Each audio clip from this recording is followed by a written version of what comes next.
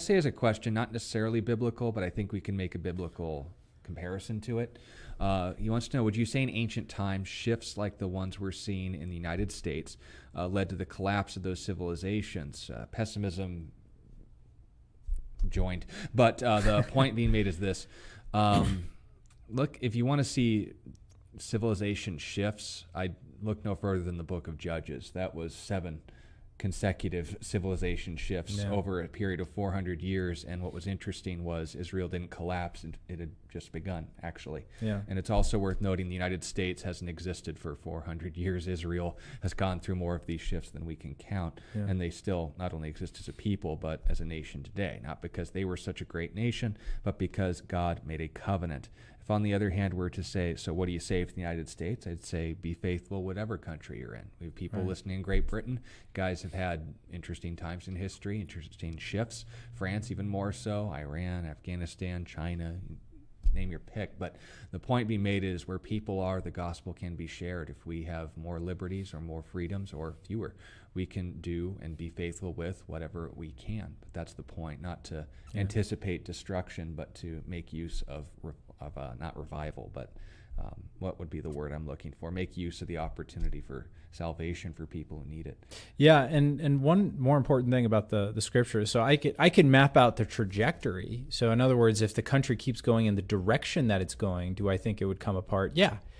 Because any country that attacks the nuclear family is going to fail, because it's literally the foundational piece of what makes a country a country. It's the most important part of culture. So if you're going to attack the nuclear family, yeah, you're going to have some big problems on your hand. Also, you could talk about the isolationism of American thought, the narcissism of American thought. There are a lot of things going against us right now. But one of the main things that we see in the scriptures is, even cultures that were doing very well, God could wipe them out when he wants, right? So there are some cultures where they didn't have any of these internal sociological issues, and they still got destroyed by Tyre and Sidon. Exactly, because God's like, because I said so, right? It's going to happen. There were good reasons, but right. For more judgment's sake, for sin's sake. But also, there is no limit to what God can reform. Think about Nineveh. Right, Nineveh was heading that way, and it had already crossed that path. Exactly, and one preaching from the worst missionary ever recorded in Scripture was able to bring the people back from the brink. So it's never too late for a country to turn around. I think that Christians can make a mistake in thinking like, well, I see the trajectory it's going down, so I'm just going to kind of get out of here while the getting's good, leave the ship before it goes down.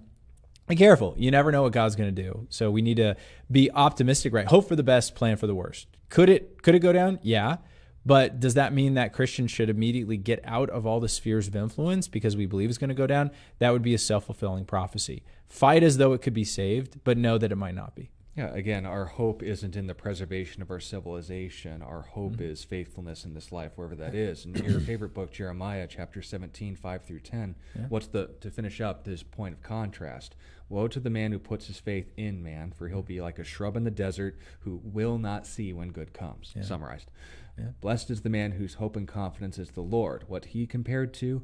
A myrtle tree, something built to last in adversity, who not only is planted by the streams, knows where his provision comes from, but noting as well plenty of examples throughout history when things got really bad, worried about food shortages and so forth, God was able to take care of his people. But if on the other hand he notes, well, what about those who started salvation? Well, what about those who were executed and lined up in the concentration camps and gulags and pogroms and so forth? What's going to happen when the next big push comes from the left or the right? Well, we'll deal with that when we get there. Right now, I have the opportunity to share the gospel with you, so I am. Peter has the opportunity to share the gospel with you, so he is. Peter Martin has welcomed a beautiful, bouncing baby girl into this world, so he's going to be a good father to her. As far as what they're going to teach her in school tomorrow, you haven't gotten there yet. You're not even in school. Don't worry about tomorrow. Tomorrow will worry about its own things. To each day is sufficient for its own trouble. Who said that again? Jesus. I trust that guy.